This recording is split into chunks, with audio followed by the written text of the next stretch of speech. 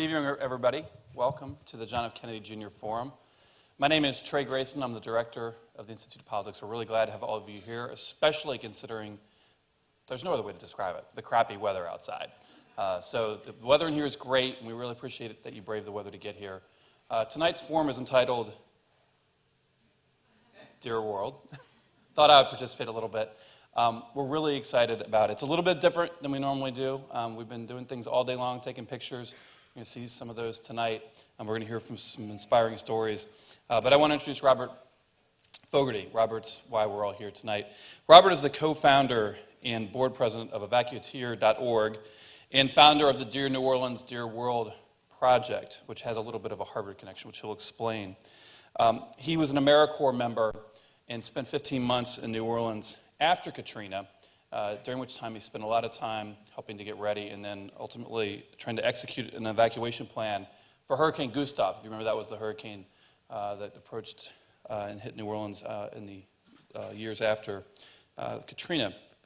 He started the Dear World project after, which is a scaled-up version of something he started in New Orleans. He's going to talk more about it. But we're really excited to have him here tonight. When we found out about this a couple years ago and saw it here on campus, it was a really inspiring day, and so we're glad to have another one of these. And we're going to hear from Robert and some great speakers. So please join me in welcoming Robert Fogarty. Thanks.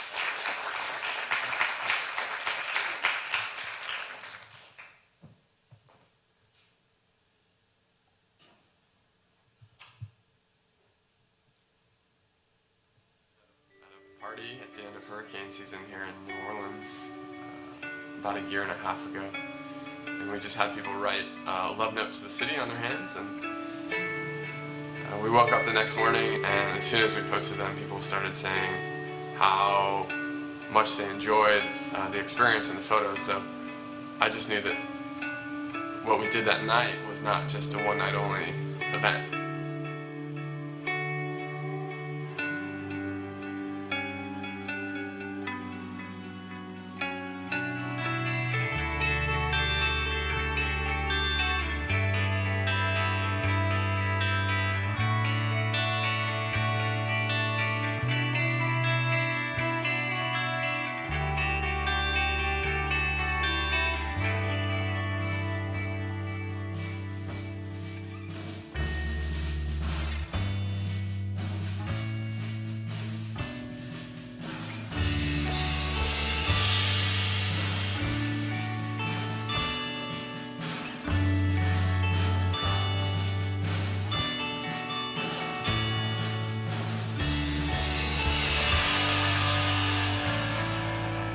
I mean, it's been kind of an accidental movement, I suppose. What we know about New Orleans and people's love of this place is translatable to all sorts of experiences, to all sorts of people in their communities, with their families, with the things that they love. I didn't know it at the time, but we had already started Dear World in January of 2010. The Haitian earthquake happened, and there's a large Haitian New Orleanian community here, so we did a Dear Haiti series. There's been some moments over the past year, cancer-free, I'm going to college, it's okay. I knew that our work mattered. So where is Dear World?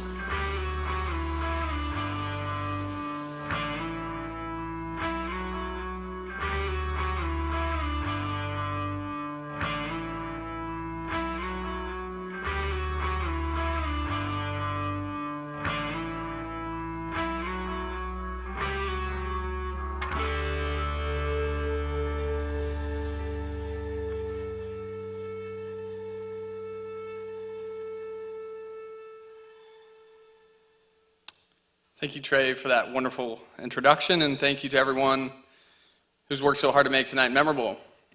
In particular, thank you to Jen Tutak, the Institute of Politics, the Center for Public Leadership, the Gleisman Program for Leadership and Social Change, the HKS Student Government Diversity Committee, and the Harvard Graduate School of Education Student Government Association.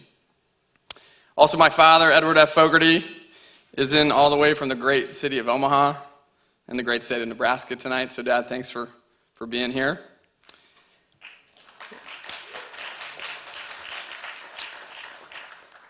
My name's Robert Fogarty, and I take people's portraits.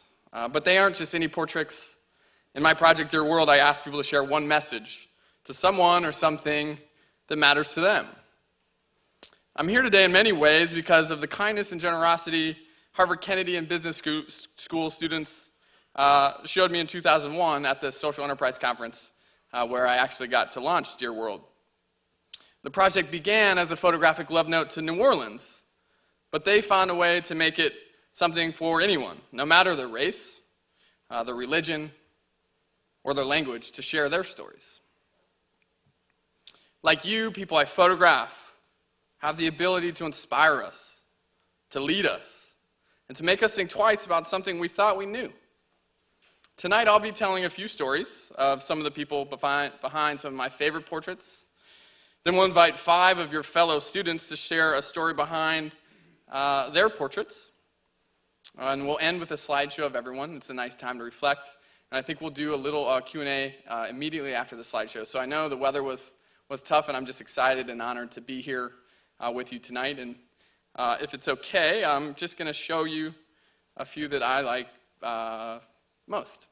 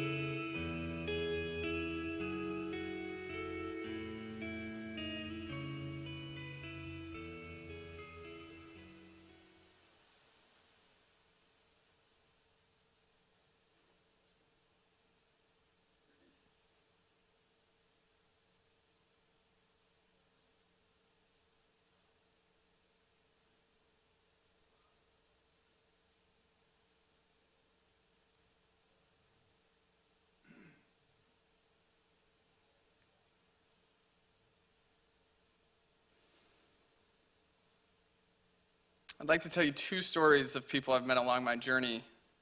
2 people, one who will inspire you through his quick decisions and problem solving, and one with his incredible desire to never give up.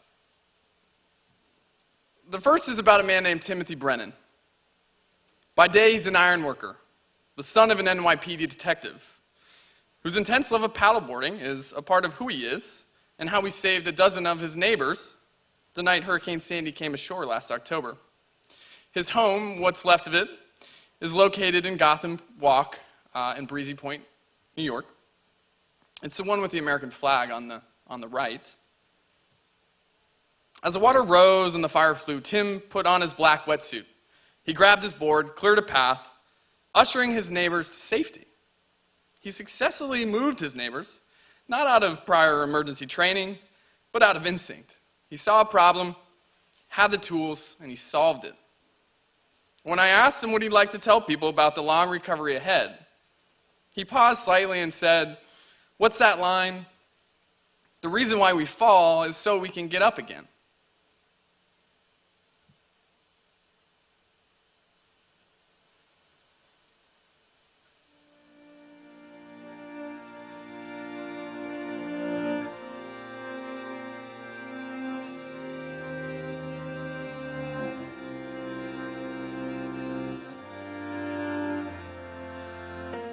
The reason why we fall is so we get back up again. It's, it's so you don't sit there. You don't remain in that spot. You don't get stuck there. You move on. You have to continue to move on.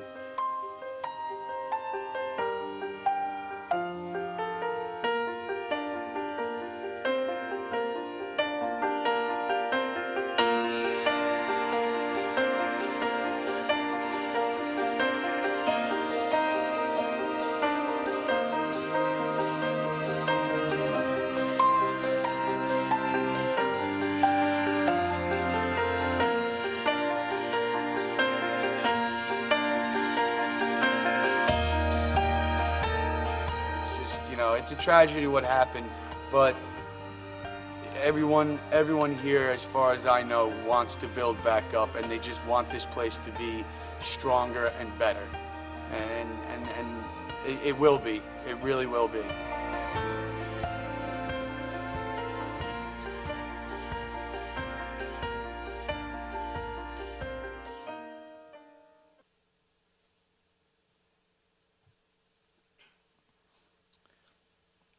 If I may, I have one more story before we hear from our special students tonight. It's about Steve Gleason. He's the man in the middle. You may recognize Drew Brees and Coach Sean Payton from the New Orleans Saints. But Steve's a former NFL Saint himself, who is now battling Lou Gehrig's disease.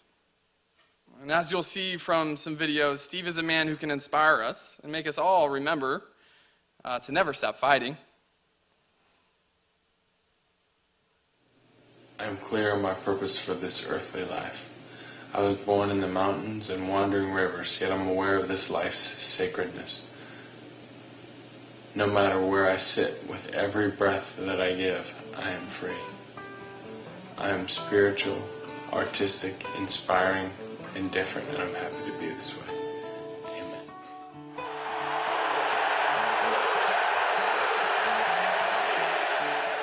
Steve Gleason played for 8 years in the NFL for the New Orleans Saints.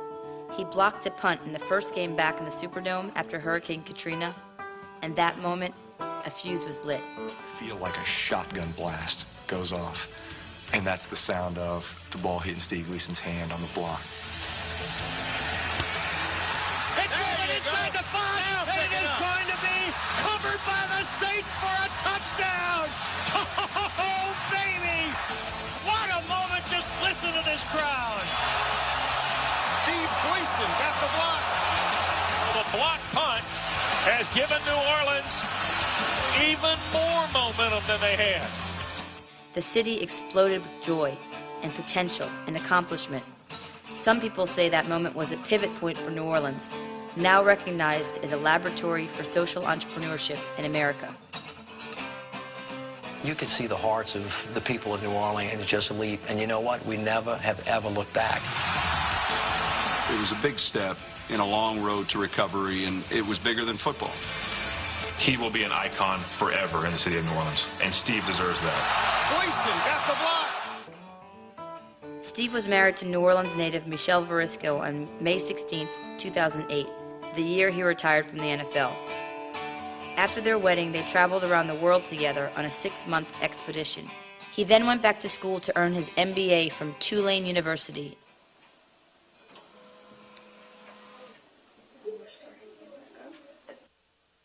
In January of 2011, Steve was diagnosed with amyotrophic lateral sclerosis, ALS, or commonly called Lou Gehrig's disease. It is a neurodegenerative disease of the nerve cells in the brain and spinal cord, progressively affecting voluntary muscle action. While the condition slowly gets worse, ALS does not affect the senses or a person's ability to think or reason.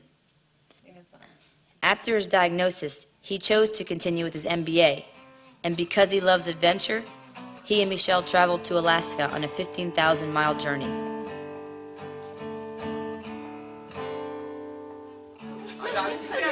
It's Rivers. Steve and Michelle chose to have a child. Rivers Gleason will be 1 in October. It's my opinion that ALS patients can live a very long time. And I think with the right kind of support and the right kind of equipment, and most importantly with the purpose, more ALS patients will choose to live and make a great impact on the world. I think if you know Steve, you just knew that this is how he would approach it. You know, everybody reacts differently to the devastating news of a fatal disease. Everybody goes through a period of shock. Steve and Michelle worked through that shock, and they've come out the other side full of hope and unbelievably thinking about other people. And pretty inspiring. With the help of family and friends, Steve launched his own organization, Team Gleason. Its mission is to help others with ALS realize their purpose by sponsoring extraordinary life adventures and continuing to push for advancements in and access to leading-edge technology. Steve is an inspiration to hundreds of thousands of people who have been touched by his courage and passion for life and helping others. He has told the medical community, "Save my voice, my lungs, and my thumbs, and I promise to change the world." If necessary, he will use his eyes or even his thoughts to connect and interact via computer. Steve is not alone. All patients with neurodegenerative disease can have an impact and be productive if given the opportunity and the tools. Without a cure for the disease, technology is that cure.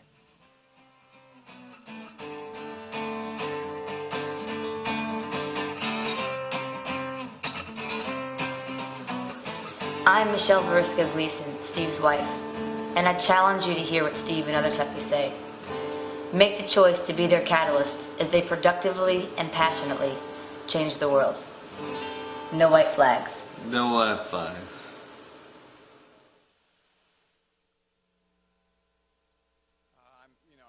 I show Steve's portrait because he's really as close to a superhero as I've ever met, and I'm just excited to have worked with him. Just a little context. I'm going to show you one more video. That video you saw in the No White Flags portrait was used in a Super Bowl piece. Not this Super Bowl, but the last Super Bowl, and you heard Steve's voice. It was quite strong. I'm going to show you one more that was taken about a year ago. Today, Steve is completely using the eye technology and really has no use motor function. But of course, ALS is something that's only your motor skills. So he's in there, and he now has a computerized voice that he can use with his eyes. So I've never seen him not without a smile on his face, by the way. My name is Steve Gleason. I am clear on my purpose for this earthly life. I'm spiritual, artistic, inspiring, and I'm different, and I'm happy to be that way. I am a husband and a father, and I'm going to be around a while, at least until my son can get through life on his own. Until he doesn't need me anymore, I'm going to be here. So, no white flags.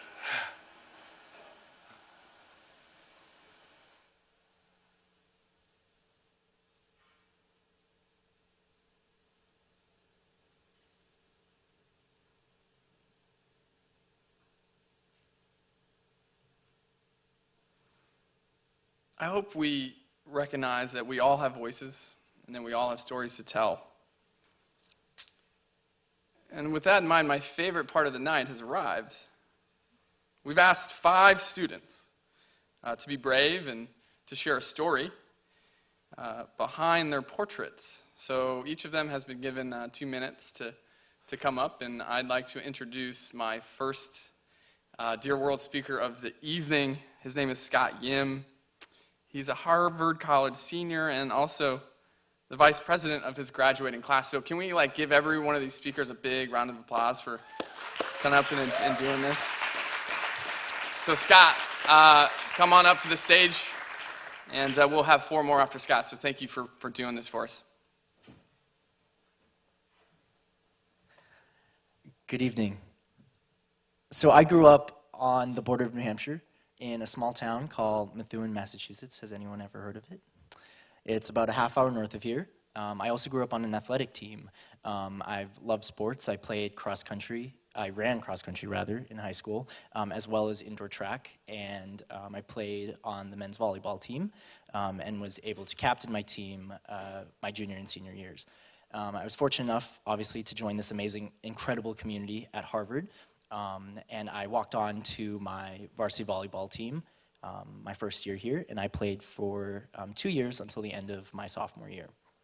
I also came out as a member of the LGBTQ community at the end of my sophomore season, and it was quite a struggle.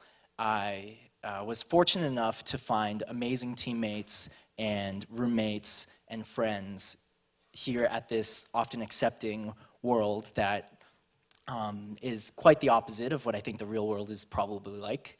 But I was very fortunate, and I didn't want to sit there and just be content with my experience, because I knew that it wasn't indicative of what everyone else was going through. I know the different identity struggles that I had, feeling lost, feeling confused, feeling very lonely.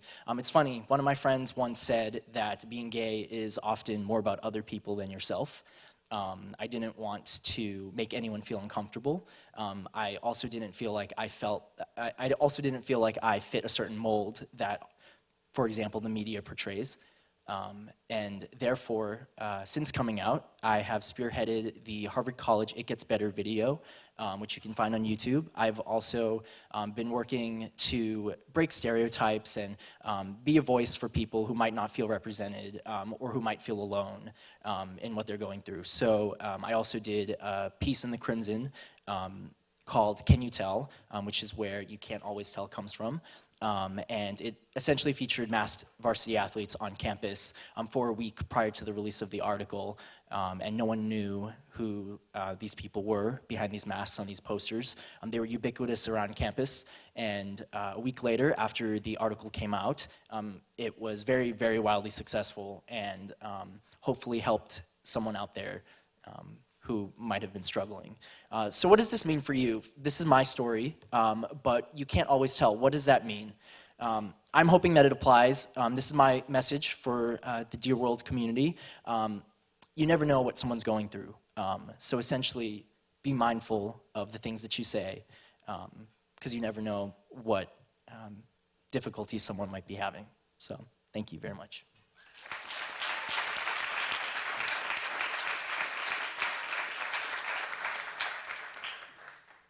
Scott, thank you so much for going first. We knew you would do the job really well, so thank you, thank you. Our second student of the evening is Katie Chu, who is actually a third-year student in the Graduate School of Design, and she's from West Palm, Florida. So let's give it up for Katie Chu.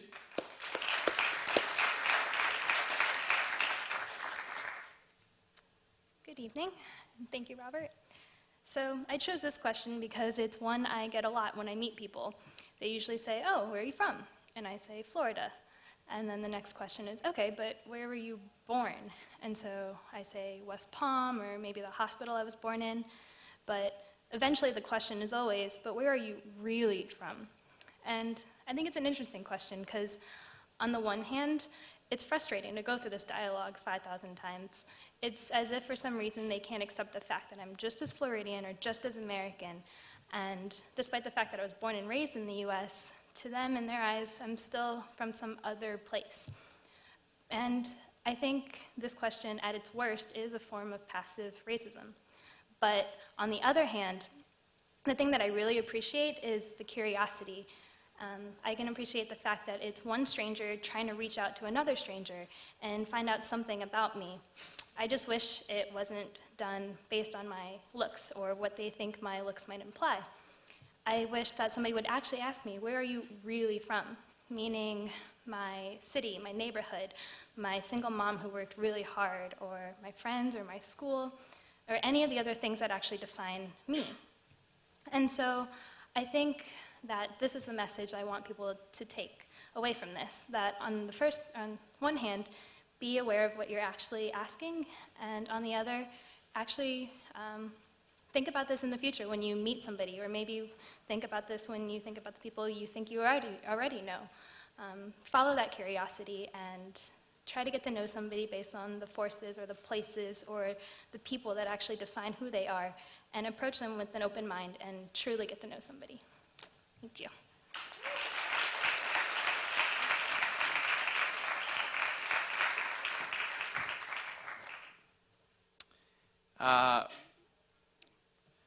The third student, actually, I've known for two years now, and he's just an inspiring guy. And I asked him, I put Dan in the show because he actually took this photo in the forum 2 years ago, but it's always been one that I've just really enjoyed in the project and getting to know Dan. I knew I wanted him to come up and speak tonight. So Dan Futrell is an Army infantry captain. He's a Pat Tillman Scholar, and he's a graduate of the MPP program here at HKS, and he hails from Santa Clara, California.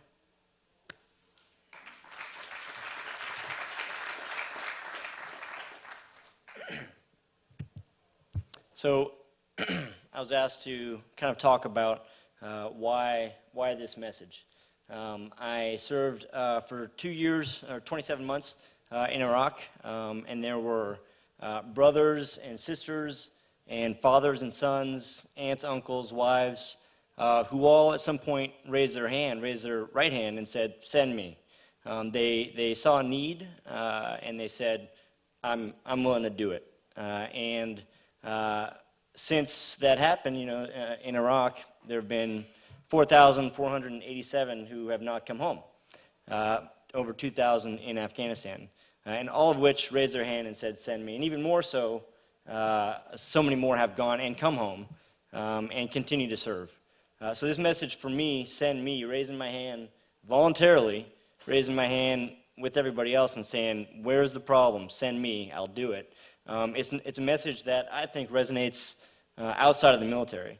At HKS, we value military service, and I think that's probably the only reason that I got in here. This is a message that I think resonates with everybody that comes through these doors, and then who one day will leave out these doors. All of us see a problem, raise our hands, and say, I'll do it. Where's the problem? Send me, I'll do it. I know Robert has seen those people in New Orleans and around the world, people who said, oh, Katrina, there's a problem, right hand, send me, I'll do it. So I feel like this is a message that resonates for people who want to make a change and want to make a difference and want to be impactful. It's something that after my military service and after HKS here, I'm still continuing to try to do here in the greater Boston area. So that's why I chose this message. I invite you to raise your hand and volunteer to serve others. That's it.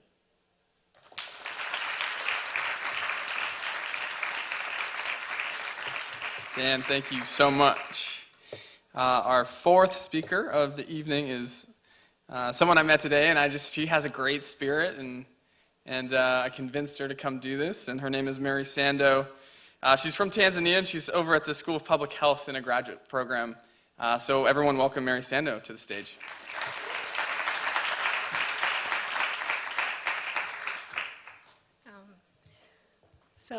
Thank you very much. It is really an honor, a pleasure to speak to you all tonight. As Robert said, it was fun to be with friends. It was really great that we had an opportunity, thank you very much, to spread the word. And when he asked me, will you be there tonight? So are you going to be there tonight? So I stammered and said, maybe. And he was like, why? So I said, well, because I have a paper. Actually, my TA is in here. So I told her I have a paper that's due tomorrow, and I'm trying to work on it, you know. Then he was like, oh, you can still do it. And I was like, why? So he said, because I just want you to share your message, share your theme. So I thought, well, I could say no because he was asking, but then something told me in my mind that to me has really become a real purpose as to why I even chose the School of Public Health or public health in general to come. And that's the passion of the message that's currently in my heart, and I really hope I can contribute whatever little I can in this world and join forces of everyone who's trying to work hard to end maternal mortality. So as Robert said, I'm from Tanzania, I'm a medical doctor, and I'm a mother of two, and I consider myself very, very fortunate to be alive and to see my children grow, because that is truly not something that so many women enjoy in a country like Tanzania, in sub-Saharan Africa. As we speak, maybe we'll be here for an hour or so. About 30 or more women will have passed away due to pregnancy and childbirth-related complications. But of course, 800 women die every single day in this world. It is unacceptable, and 90% of these deaths, actually 99%, do occur in sub-Saharan Africa and Southeast Asia. And so to me the message is for areas where it is safe, it's not a tragedy. When a woman is pregnant, that she goes through her 9-month worrying of how her outcome will be, and the risk increases with every single pregnancy. It's doable, and why can't we do it? And so we're really grateful for all the efforts that everyone out there in the maternal and child health family is really, and all the funders across the world are putting in, because your support, whatever this message goes, really means a lot. And so I wanted to be an OBGYN, but then when I was training, I realized working in the clinics or in our national hospital was really so traumatic, because in most cases we ended getting women who were referred, and most of them ended up with bad outcomes because of all challenges of delays, etc. And so I thought, that's when I realized the problems are really out there. They're not in a sophisticated national hospital like the one I was trained and hoping to have worked on after. And so I changed my course from being a more trained clinician in OBGYN to more of population-based work. So it really can be done, and we all know that none of us is as strong as all of us. So I welcome you to join forces in trying really so hard to end maternal mortality. Thank you so much.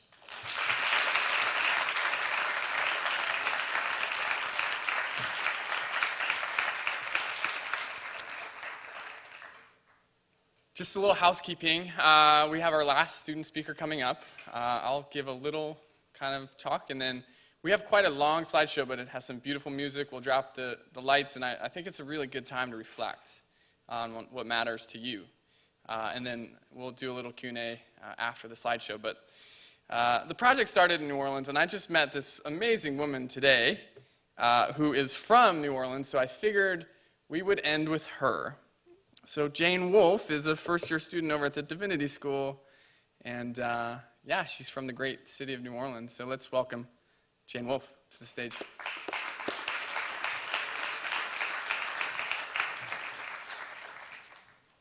Wow, I did not expect to be here tonight. So Robert, he says he's from New Orleans, but of course you can hear who's really from New Orleans, right? But Robert has done a wonderful thing in New Orleans, and looking up at that, just I said, Robert, I don't know if I can speak because I'm just so emotional, you know, but I'll just explain kind of what that is. And, so I had to make a decision when I was walking through the rain after 2 classes, you know, the rain that I'll gather myself in a second. I was going to put New Orleans to Harvard.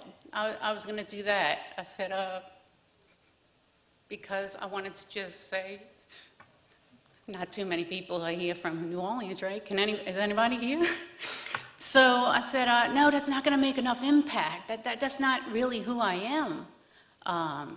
Because I'm here because of one reason is because I waited 32 years to get an education. There's a lot of, it says GED to Harvard, but GED to Harvard's got 32 years of a lot of things. You know, birth of 2 children, a 32-year marriage, Hurricane Katrina, and I can go on and on about that. So on one side of the arm is GED to Harvard, but there's a lot happening from GED to Harvard. And I know I told you this would be tough. And then the next line, here I am, yes you can. It's about impact again. It's about here I am, but it has a deeper story because my personal statement to get into Harvard ended with a Hebrew word. And since I go to divinity school, I figured I'd share it with you guys. My personal statement was, 1,000 words. You got to do a statement to get in here. You got to tell them all about yourself. So, but I ended it with a Hebrew word that was titled.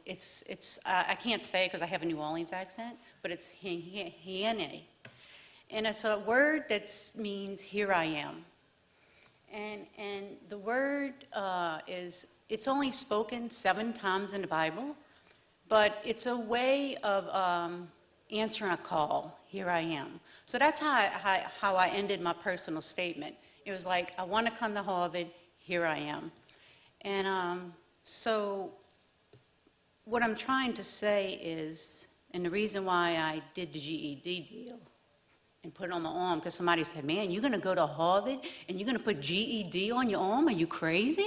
You know, I mean, they're going to think you're not smart. So I said, I know, that's the impact. It's to tell everybody that's 30 years and up that if you have a GED, you can make it here.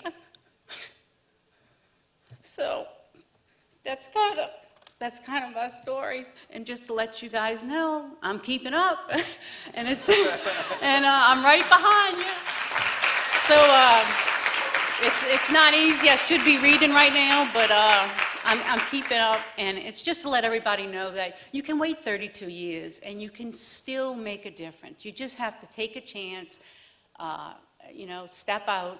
And it's also to let everybody know here that I realized, and another reason why I put GED up there, I'm not here at Harvard for me.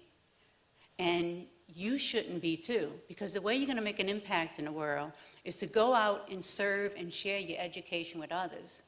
So that's why I took the risk and I put GED on my arm. So everybody can know I got a GED now, but that you can make a difference if you're doing it for something other than yourself.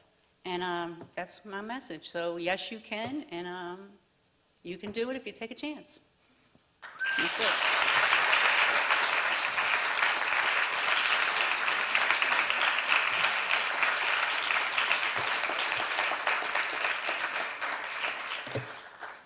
Thank you, Jane. And I just love hearing, because I feel like the portraits, you can make an inference on people, but to be able to have people really speak from the heart, I think is one of the most special things about the project. So I'm going to close with an idea, and then we're just going to drop the lights, run through the slideshow.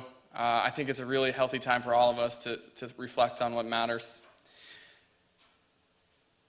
But I'd like to close with this, that we're lucky to be here, right? And I think that we should always think about the things that we're grateful for, because not many people have the opportunities that we have. And I just want to thank you for your time and energy and effort today and tonight. And I'm just going to show you your portraits, and thank you again for having me.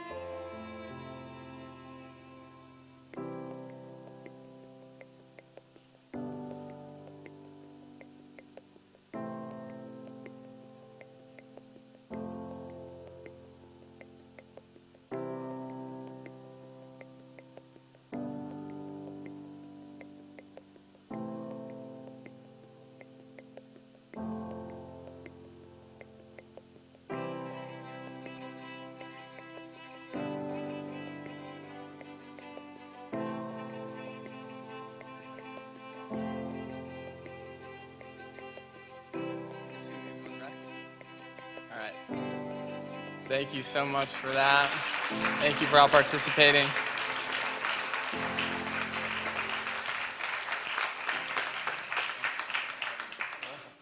All right, so those who are regulars here at the forum know that we have a tradition of always having our speakers and photographers answer questions from the audience. We've got a couple microphones here on the floor and in the boxes. If y'all have any questions for Robert, and we'll start over here with Sita. Yeah, hi. My name's Sita Gofard. I'm a sophomore at college. And first of all, thank you so much for honestly one of the most refreshing and inspiring and just original forums I've ever seen. I wanted to ask, because I actually, I saw a lot of friends in the slideshow, but couldn't see it myself and see it being produced. I was wondering how you chose the poses, who chose it, and how you came up with it, how you got it, sort of how you, what type of strategy you had to make it match the words and to enhance your story. There's really no rhyme or reason. Actually, because it becomes kind of a scrum, people just figure it out. I mean, they kind of figure it out on their own, but my general rule is a portrait is about, at the end of the day, it's about a person's eyes, right? So this is adding in another element. So I usually just try and have people get their, use their words and their canvas to their advantage and get it as close to their eyes as possible. So that's, and then I just ask people to not misspell anything. It is Harvard, after all, we can't misspell these things, right? Yes, right over here. Hi, my name is Leah Singer, and I'm asking this question on behalf of the Forum Committee. Did you experience any surprises today taking photographs on Harvard's campus, and was it unique from other experiences?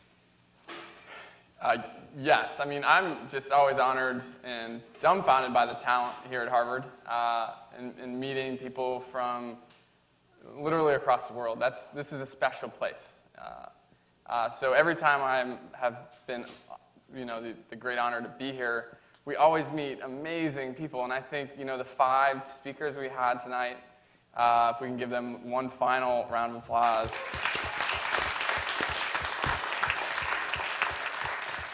They're a cross-section of an undergrad, a divinity student, a design student, a Kennedy School kid. And what's our last one? I've already forgotten. Undergrad. One undergrad. That's public health? In public health. Okay, so, you saw the diversity of such a talented and amazing group of people. So, yeah, I'm always just so amazed at the talent you have around you. You guys are going to run the world, So my name's Eliza Hashmi. I'm a sophomore at the college. And again, thank you so much for being here today. It was really inspiring and a really great forum. Well, as a member of the forum committee, I'd like to ask a question that was submitted through Twitter. So this person wants to know, you travel across the country doing this project and pursuing this. How do you decide where to go next, and what inspires you to keep going and to keep doing this? It's a two-pronged question. I treat this project like an entrepreneur. So my revenue comes from corporate speaking engagements. So to fund things like Breezy Point and Joplin, this isn't a charity, right? I get a for-fee service, and then I plan out my year based on what I think I can do as a percentage of what I bring in from corporate work. So I try and do one a quarter, and so in 2013, I'd like to do some work in Sandy Hook. That's all contingent upon, all these things are really, you have to build a lot of coalitions before you even step foot in the community. So I'd like to go to Sandy Hook. If you guys are familiar with a group called Charity Water, Scott Harrison is a buddy of mine. So I want to go to Kenya in July. And I want to do one domestically in New Orleans where we have young boys who kill each other a lot. And a good friend of mine started a mentorship program for boys without fathers. So we're going to photograph sons in New Orleans whose fathers have died violently. So those are 3 that I'd like to do. Those are the field projects, the ones that take a lot of time and effort and planning. But I really, from a business side and a social enterprise side, I really can't do them without the corporate support. So it's been this really interesting life cycle of a project, because the stories I tell often in conference halls are not of people in other conference halls, but it kind of, I hope, closes the circle a little bit. So those are the 3 places I'd like to go next. Thank you. Great. Well, we've had a wonderful evening tonight. Thanks, Robert. Thanks to all who posed. We're going to put all those online, just like at a regular forum archive, right? Yeah. So you guys can share your friends and share the pictures and share that with the world. So thank you, everybody. Have a great evening.